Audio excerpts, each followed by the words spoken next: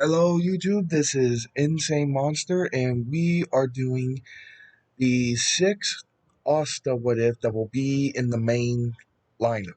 I will make a separate video explaining the main lineup along with some other what ifs that are going to be coming out, though their order will I'll explain in the next video. So let's just get right to it. Now, we first start off in the Fairy King's forest. Diane and King have had their child. He's about the same size as a normal baby, being half fairy, half giant, though there will be some surprises along the line. And everything was going well, though, until a rogue faction of demons were defying the current king of the demons, Meliodas, started some trouble. They attacked the Fairy King's forest. The young child named Asta was taken by a fairy, ordered to get him out of there. The fairy grabbed what she could and ran off. One of the things being a helmet that was attached to the side of Asta's cradle. Basket is more accurate. But the fairy began to fly away with little Asta. The fight was brutal. And to save the entirety of the Fairy King's forest the as well as everyone in there, including the members of the giant race that were there, and all of the fairies. King saved everybody, but in the process, he stretched out his powers too far, which allowed the demons a chance to strike him down. When a search party went to find the fairy that was tasked with getting Asta away from the battle, all they found was her corpse. There wasn't any sign of the basket or Asta that was supposed to be in it. Flash back a little bit to show what happened. The fairy was hiding, and the demons were coming close to finding where she was hiding with Asta. She decided to do something about, even if she couldn't save her life, she could save his. She used a spell to send him somewhere far away where the demons won't be able to touch him. Then we switch over to the woods, where a party of people are traveling with a young infant that has black hair and gold eyes. And yes, it's Yuno. If I remember Yuno's eyes correctly. Sorry if I mess up. When they start to hear a young infant's cry, they saw that it wasn't coming from Yuno. When they looked, it was little Asta. They decided to take him with them and ended up dropping him at the church. Similar thing happens whenever the father finds little Asta and still gets kicked. Though when he does, he gets flown back a bit. Though he never let go of Asta. He was coughing up a bit and saying, "Oh, since when are kids so freakishly strong?" Time went by. When Asta was old enough to understand speech, he was holding the helmet that was with him as when he was left at the church. When he began to hear a small voice coming from it, it asked to put the helmet on. Asta did, and when he looked through the visor of the helmet, he saw a man with green hair and wings on his back. He asked who he was. The man said his name was Help. His and yes, I know the name, and considering the object my soul is bound to. Asta said, "Wait, so you've been in my helmet this whole time?" He said yes. After that, he began to describe some things that happened, that they were attacked. And to save his life, someone sent him away.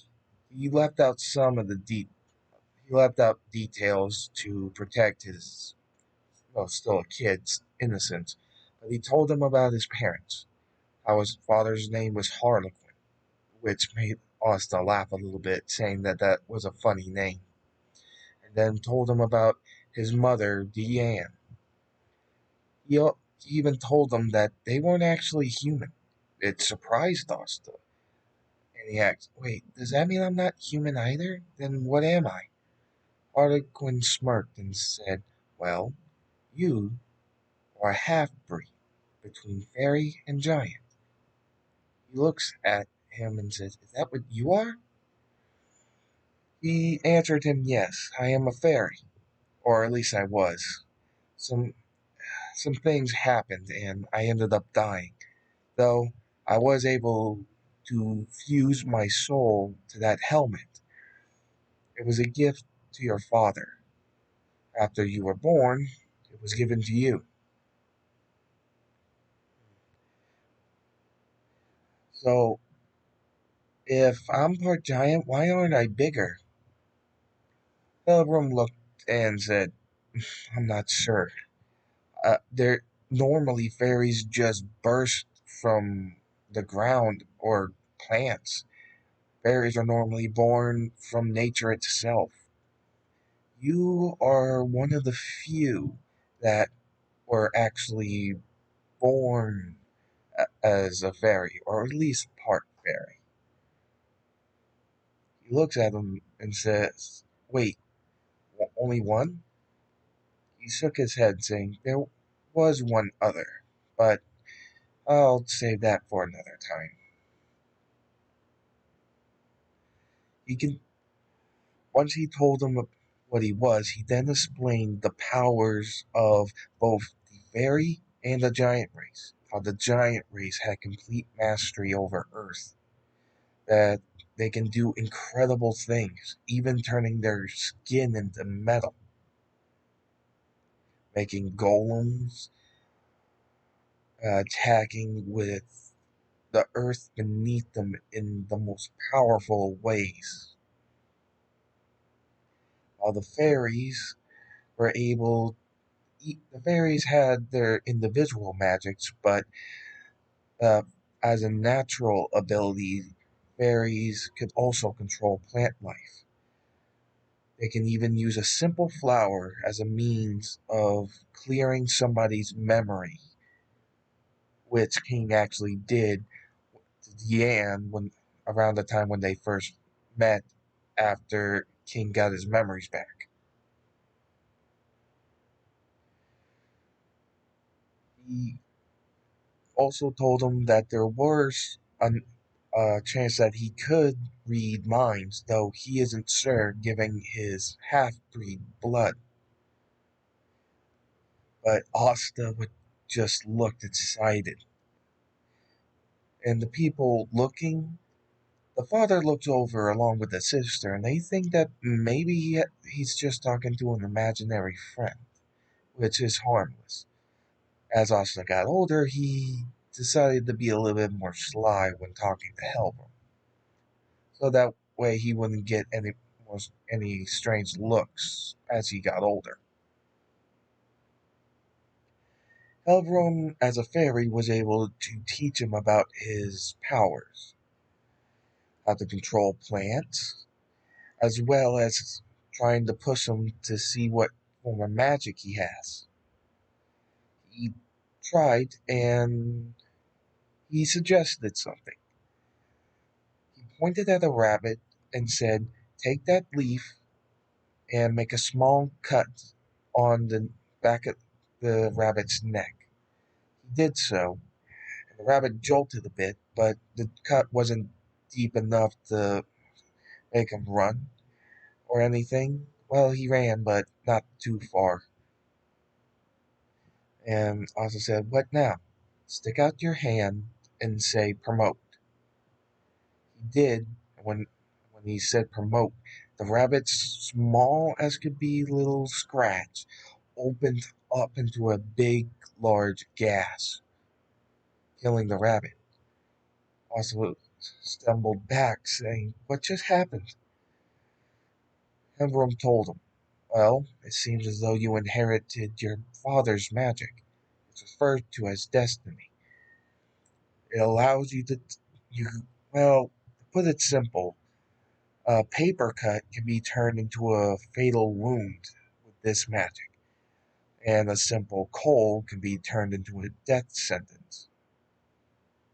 However, the vice versa is also true. You can turn deadly poisoning into a mild food poisoning so that they won't be so that they won't die." Asta was amazed and then asked, "Is there anything else I can do?" He thought and told them the basics of what he knew about giants. So he tried using earth, and to Helrum's surprise, he actually succeeded. He thinks to himself, remembering that he heard that half breeds have a tendency to develop two magic types. The fairy's ability to control plants is just something that comes naturally to their race, so it isn't considered part of their individual magic. So he figured that he inherited both of his parents' powers. The those looking off in the distance, wondering if everybody's okay. Back at the Fairy King's forest, Diane's just depressed. Her husband's dead, and her child's gone. So she's just been kind of sleeping in a cave. Though Elaine and Bond come by every now and then to drink and have a few laughs with her to help keep her a little happy.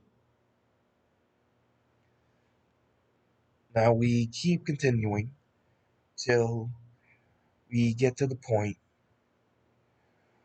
where Asta is about the 5 and the drunkard attacks Yuno trying to steal his necklace. Asta went over to them trying to stop him. He tried and tried until he got fed up, especially from the man punching him, and caused a earth pillar to hit him in the shin. He hasn't had a lot of practice with his earth as much, but he made it where it did cause some damage to the bone, not a lot. And when he noticed that, Asta hurried up and said, "Promote." It made a full on fracture. The man, writhing in pain, got out of there, dropping the pendant. And Asta and Yuno still had their little moment, saying that they were going to become the Wizard King.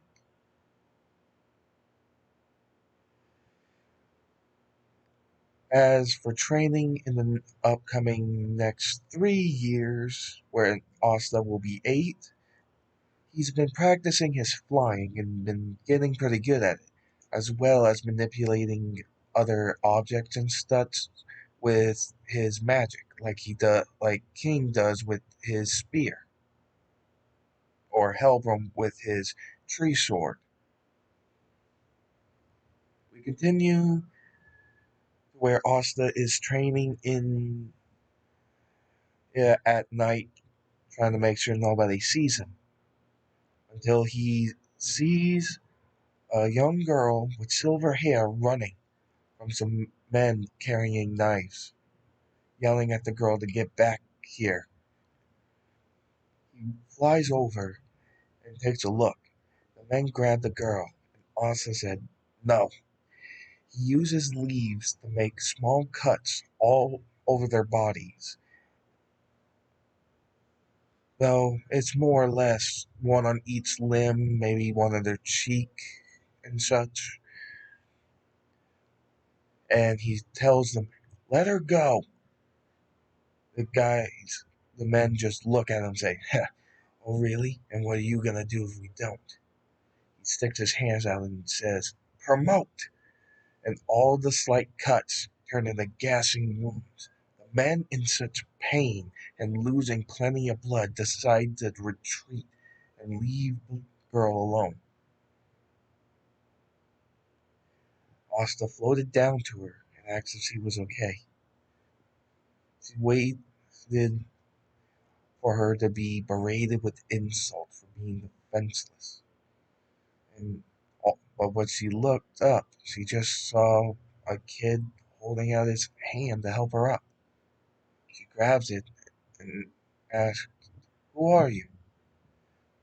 He replied with, "My name's Asta. I live around here. I was out training during night, though I kinda had to sneak out." And she introduced herself as Noelle Silva. At that time, some people came running, yelling, "Noelle, Noelle!" And Asta said, looks like, uh, it looks like your family or your friends are looking for you." Noelle looked down and said, "Yeah." Asta said, "Don't worry. Every, you should be fine now. But I have to get going." He hovers and starts flying away. And with Noelle being a little bit too tongue tied to say anything, especially with her less than pleasant family coming, with them saying, "Noelle, what happened? What is with all this blood? And where are those mages?" Noelle just said that someone came and saved her, and then left whenever they came by.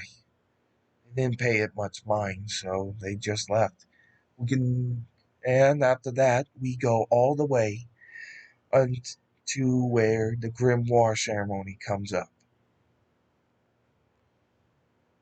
Asta is worried about what kind of Grimoire he's going to get, since he isn't human, and the fact that he has two types of magic. He's not sure what will happen. The Grimoire ceremony begins.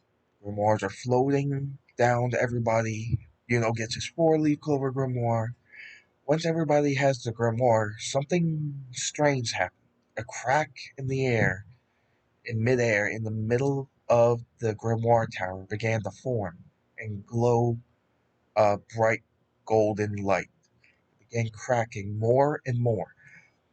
To be frank, this is more of an artistic choice kind of thing that would depict something that I think you already know what it is.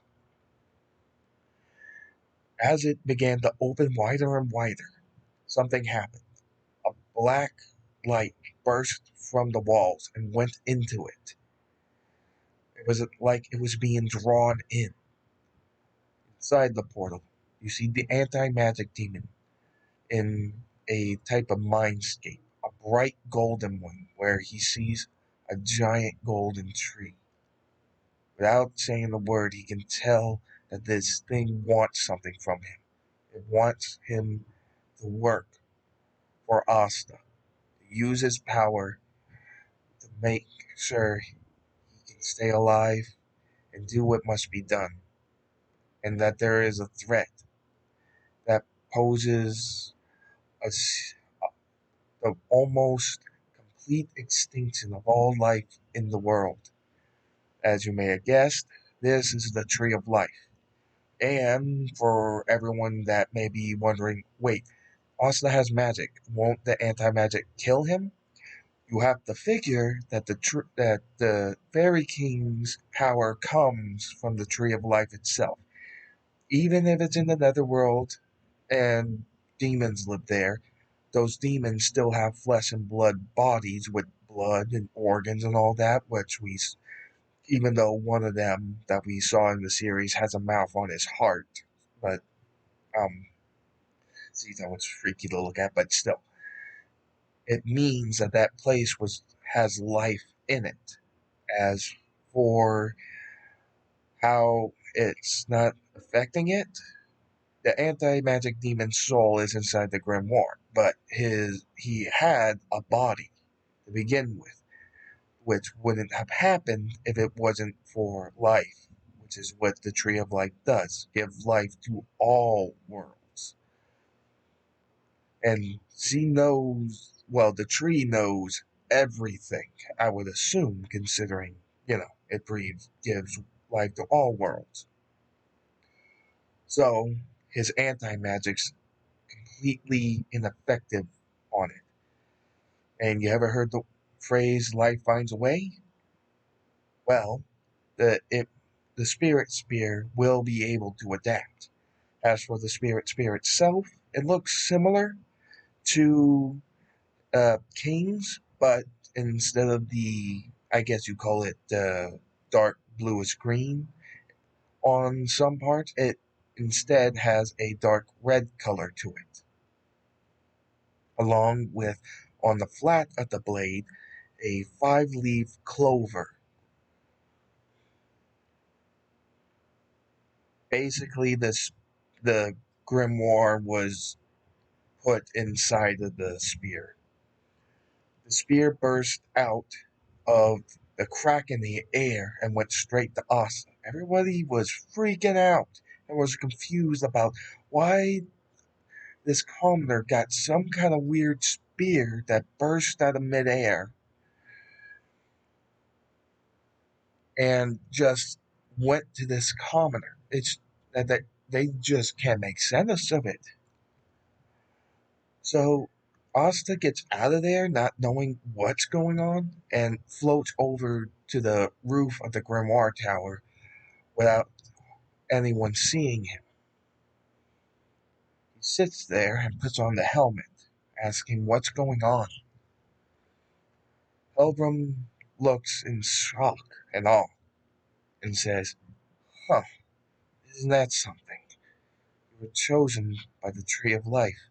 Asta just looks confused and asking, what does that mean? Hmm.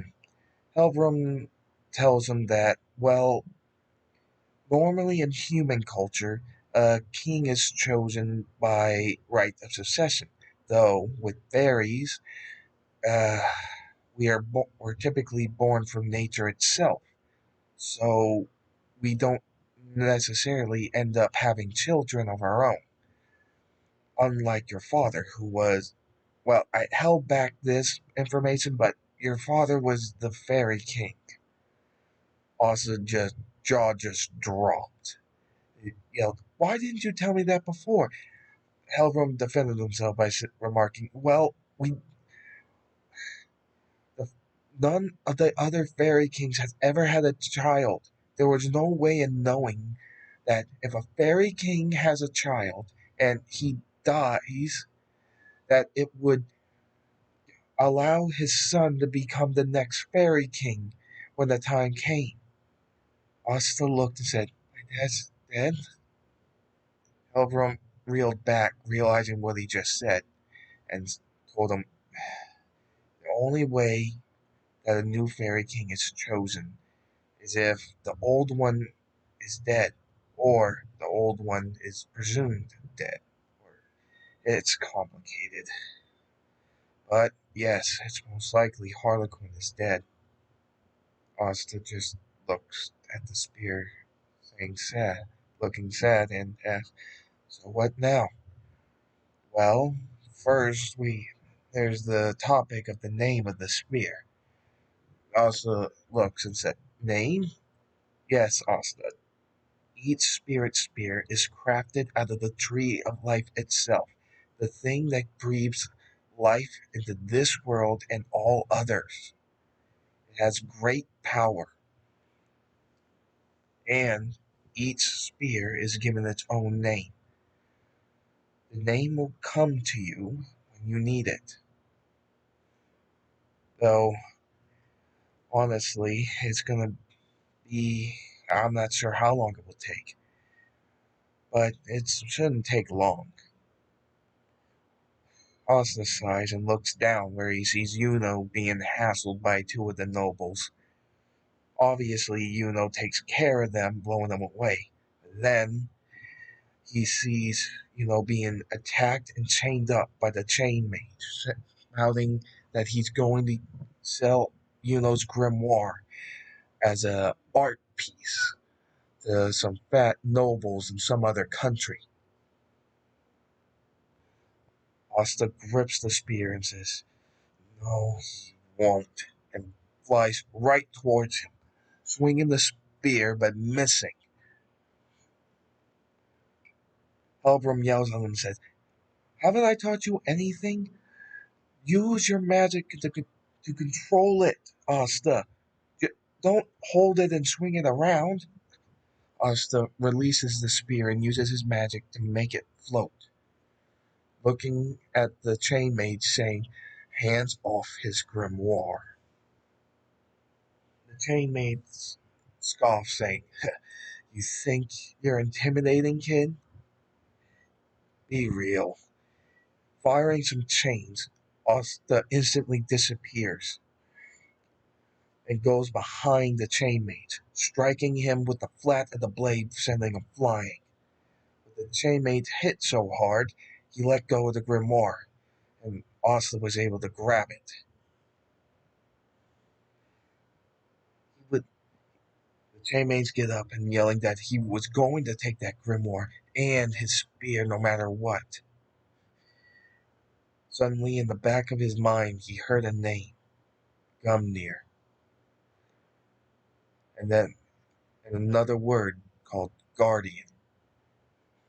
Asta looked at the spear and yelled, "Gumnir, second form, Guardian." Which, if you've seen Seven Deadly Sins, then yes, the Guardian appeared. The fluffy bear pillow thing made out of moss. It quickly went behind the mage and grabbed each of his limbs. He struggled a bit, but couldn't break free. I figured since his weapon turned into this, and now that he's defenseless now, he charged up a large attack of chains to go straight to Asta. Suddenly, the black clover mark that was now on the bear, since it was on the spear, so yes, it's going to be on the bear since it is the spear too, started to glow red, a dark, bloody red, and sending out energy ball to Asta, bursting into the Demon Slayer sword. Asta grabbed it, striking his magic before it hit him, destroying it, blitzing right towards him, slamming him and embedding him right into the wall. The chain mage is taken away. The sword goes back into the clover mark on the spear, and Asa's action, is that normal for this thing? Helbram looks confused and says, "No, no, I never heard of a spirit spear that holds other weapons inside of it. Never heard of that before." Asta remarks, "Well, we did see some kind of weird light that matches the one that sword was enveloped in. Maybe it took in a grimoire and made it a part of it?" Helbram's remark, "That might be possible. But wait, uh, what exactly do we do now? I have no clue where we are, so I have no idea which way is the Fairy King's forest. We can't get you back to your own domain." Asta smirks and says, "Well, considering I'm half fairy and half giant, I'll live for pretty long. If I can, hmm." He's smart. He's trying to think, and Well, I always already said I was going to become the Wizard King. Maybe if I become it, I can find a way to locate where the Fairy King's forest is. Once I get old enough and after spending some time being the Wizard King, I can just go back to the Fairy King's forest. Elrond sighed, saying, well, it might be our only way. I imagine that the Wizard King has all kinds of information at his disposal. Could be useful. Asta and Yuno still have their little moment. Though, once the spear was brought to Asta, something did happen in the Fairy King's forest. If you see in the background of the thumbnail that giant pink tree, that's basically the heart of the Fairy King's forest. When Asta got his spear, the leaves, the petals, whatever, began to glow gold. And they knew from that a new Fairy King was chosen. But no one in the forest was given a spear. And they thought of something. One of them thought of something. The Elaine, she yelled, "Wait! There is one fairy that we weren't sure was still alive or not. Remember?" And everybody remembered Asta, King King Harlequin, and Diane's son. With this, they confirmed that he's alive, though not knowing where he is. The word quickly got to Diane, and she burst from her cave in excitement with tears of joy running down her face, saying, "He's alive! Her little boy's alive, Harlequin." Going, though, they had another problem. The power surge that could have led them to the Fairy King was short lived, and they assumed that the Fairy King would be in the Fairy King's forest. So they weren't able to track the sorry, they weren't able to use that moment of surge of energy to track down where he is. So they'd have to wait and look for him, which would take some time. Luckily, they knew if he had did a strong surge of power, then they would be able to track it to him. Though Diane was pissed, but still relieved. As long as her son is out there, and that the fact that he now has a spirit spear, he'll definitely live long enough for them to meet again, and soon. This will be the end of this What If. In the next video, I will be describing the lineup of What Ifs, well, the main What Ifs, along with some side What Ifs. Basically, I'll I'll tell you later, but for now, thank you for listening. Please remember to like, subscribe, and comment. Also, remember to hit the bell for future notifications, and see you later.